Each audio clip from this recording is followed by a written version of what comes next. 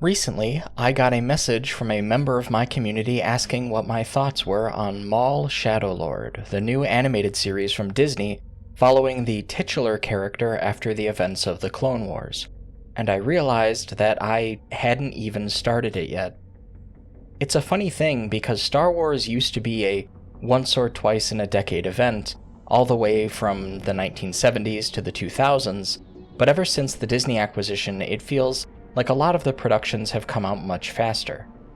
There have been lots of projects floated, including some that never went into production, and I kept wondering what thing after Andor would get my attention next. I'd like to return to the topic of Andor again soon, actually, but for now, I want to talk about my experience watching the latest animated Star Wars production, for the sake of giving my thoughts on its first season. As always, spoilers are ahead, but the series isn't very long yet, so you can probably come back and watch this after getting caught up in short order. The first general remark I have is that the show did surprise me. I know I haven't talked about the Clone Wars on my channel much, despite talking about Star Wars plenty, and that's because despite all appearances, and despite how profitable it can be on YouTube, I don't watch or talk about much children's media outside of a few exceptions. That's relevant because the Clone Wars is definitely a kids' show, made for children even more so than Star Wars generally is.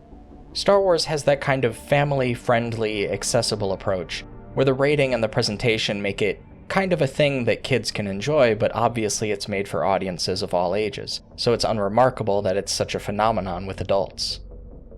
Talking about the Clone Wars in the future will probably entail a different approach, but despite everything I just told you, that series has also been popular enough with adults that to some people, it's probably odd that I'm even talking about it like this now.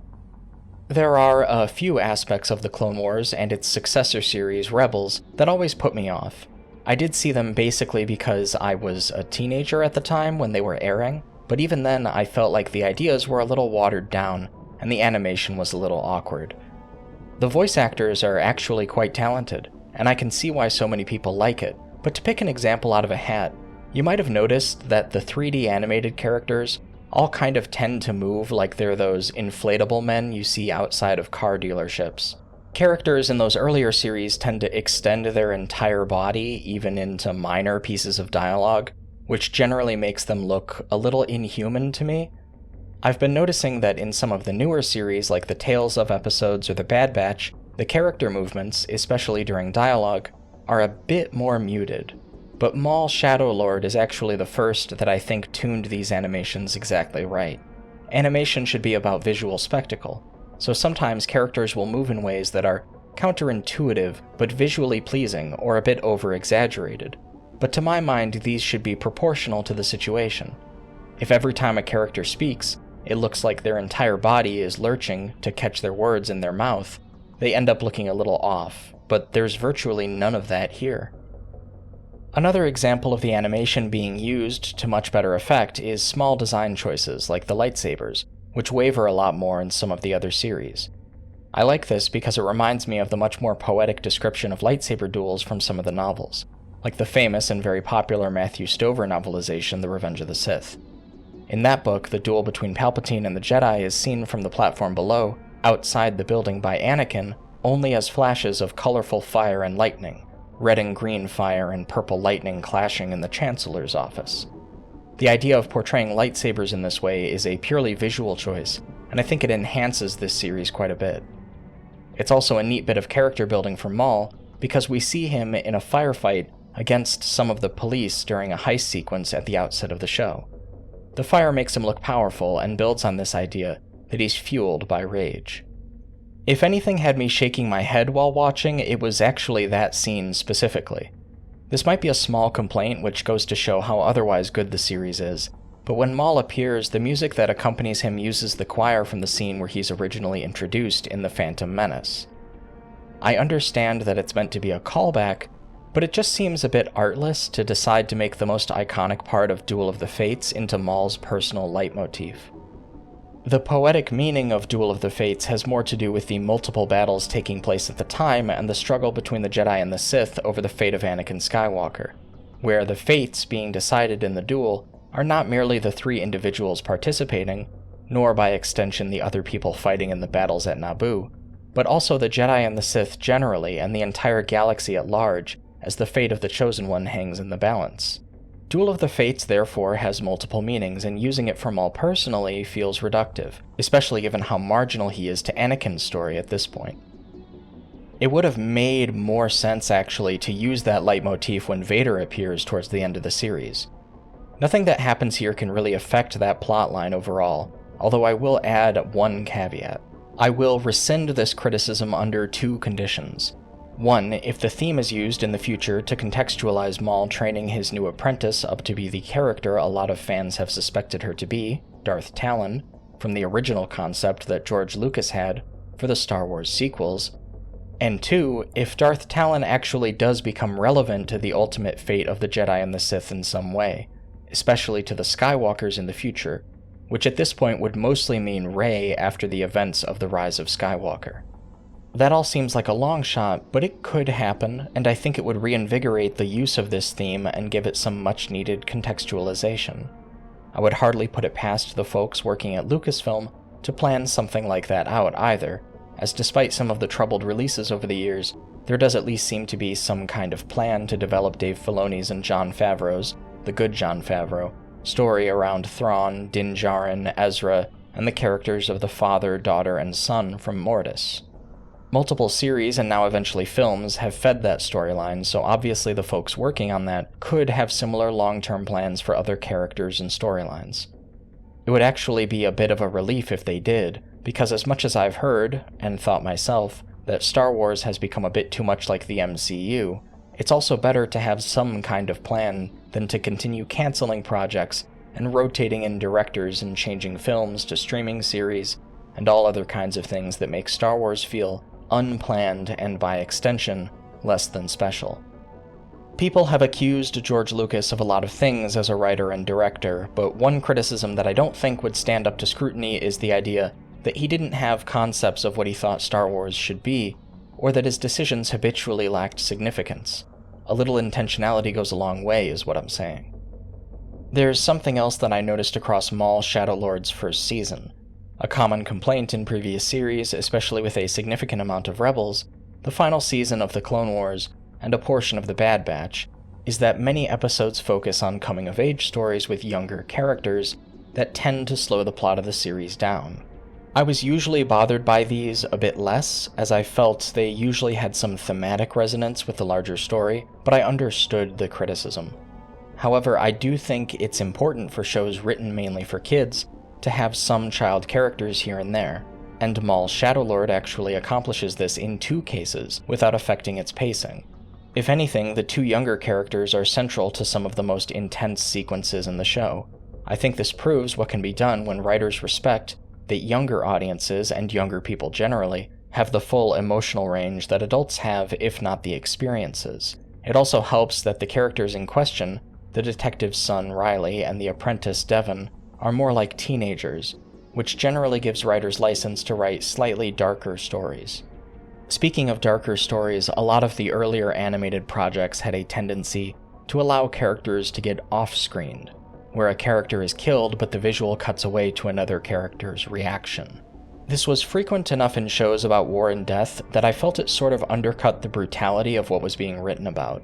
As someone who grew up watching Yu-Gi-Oh! On TV, obviously the standards of American television are familiar to me, and at least the clone troopers in the Clone Wars got to shoot real, if fictional, guns. But a streaming series doesn't necessarily need to work within those constraints. I did notice, for example, that there's a cutaway when Maul is killing some characters inside a ship, but it cuts to the exterior of the ship where you can sort of see what's happening through the translucent front of the cockpit, so if anything it adds to the brutality a bit. It's nice to see some creativity like that. Other characters, like Maul's brothers, are allowed to die on screen, but it's the creativity that I really admire. The darkness isn't just tonal though, there's a significant degree of visual lighting decisions that make a lot of sense. In a way, it reminded me of the finale of The Bad Batch, which I still think is a highlight in animated Star Wars series. There's a scene at the end of the final season where the Doctor is holding Omega hostage and the clones need to rescue her. The lighting and the rain really set the scene nicely. I think using elements like that does a lot for the mood of the show. Similarly, Maul Shadowlord does this with darkness and fire, especially around Maul himself. There's a sequence where he's injured and is part walking, part crawling through these disused tunnels underneath the city, and at various points he winds up face down in puddles. He has these visions of his younger self and the traumas he endured, and it does a lot to set the sort of gentler, more innocent Maul against the newer, vengeful one, to have one of those figures be looked down upon, especially in water, while the other is a darker red and wanders through fire and smoke. Getting back onto the subject of the music, there's a sequence where Devon arrives as Two Boots is helping Riley escape, and the whole group are pinned down by stormtroopers as an alarm begins to sound. The rhythm of the blasters and the alarm builds into this sort of electronic beat, and it startled me a little bit, because outside of some rare circumstances, I don't really expect that kind of music in Star Wars. I really liked that choice, and I think it made the whole sequence feel a little less like the kind of heroic tale that maybe some of the earlier shows were conveying, and more grungy, which is a good fit for a series about Darth Maul and his potential budding apprentice. The whole show has a kind of vaguely cyberpunk vibe, which if you think about it, is the type of thing that Star Wars is ripe for. Again, I think this is a great choice thematically for a show about Maul, who is literally a cyborg from the waist down. At first blush, bringing Maul back might sound like a silly decision. He's the type of character that is mostly popular for aesthetic reasons, and it seems almost by accident that he ended up having significant utility for the story down the line. I've had some time to think about this, and I think it's a good decision. Within the context of The Phantom Menace, Maul was everything he needed to be, but when he was brought back, there was an opportunity to do something more interesting with his character. I think the voice actor who portrays him, Sam Witwer, is in top form in this series. You can really see how he pulls much more range from his performance, where Maul is no longer just an exaggerated caricature of a vengeful Darksider. This is an older and wiser Maul, and Sam Witwer's tone in several scenes shows it. The writing for Maul is more subdued as well, and I think that plays to the benefit of his role as the third party of this series, where the Inquisitors are on one side and the Jedi are on the other. There's this really popular clip that I remember circulating which made me laugh when I first saw it, describing Maul as a kind of Sisyphusian character. He can't win, he can only fail. We've seen in Rebels that his final moment is a failure, which parallels the genesis of his character as a failure as well. I think that's intriguing in terms of what it means for the Skywalker saga, because the implication is that his consummate failures are personal, whereas Sidious is eventually destroyed, and Kenobi does eventually die in that same conflict. I'm a sucker for stories about revenge, and in particular, its nature as a path to self-destruction. It puts me in mind of an old Kung Fu episode with David Carradine that I vaguely remember from when I was a kid, or of Sasuke's arc from Naruto. I think it's neat to consider where Devon Izara goes next from here, especially given the potential for her to be an antagonist, or something else, going forward. This might sound odd, but Star Wars is a galaxy, or a universe, with a kind of spiritual moral realism. The Force has what could probably be described as certain light and darkness, and regardless of the philosophies of the beings who live there, it measures them in some way in that contrast. Questions of good and evil and moral gratitude still do exist, however, despite some of the definitive aspects of the Force, and it's in those gaps that we presently see characters like Maul. He's no longer a Sith exactly, but he's hardly good. I think there's too much darkness in this character, and when we add that certainty onto the way that we know his arc ends, it's pretty clear that he's something of a means to an end in this show, introducing other characters and contextualizing their journeys as much as anything else. What the future holds for Maul, for Star Wars, and for everything we're getting in 2026 is still a bit uncertain, but I think Maul Shadowlord is a move in the right direction for Disney Lucasfilm's animation projects, which have generally been getting better as they've branched out beyond their two main series and tried different things. I enjoyed it more than I thought I would, and mostly felt that it was more tightly written than those shows to which I had acclimated. I still think we're waiting for the next Andor, and maybe we'll wait a long time. But it's not all grim until then, at least. If you like videos about Star Wars, be sure to check out the other ones on this channel, as well as the other ones I've got coming. Check back in soon for more Andor talk. I'll see you all quite soon. Take care.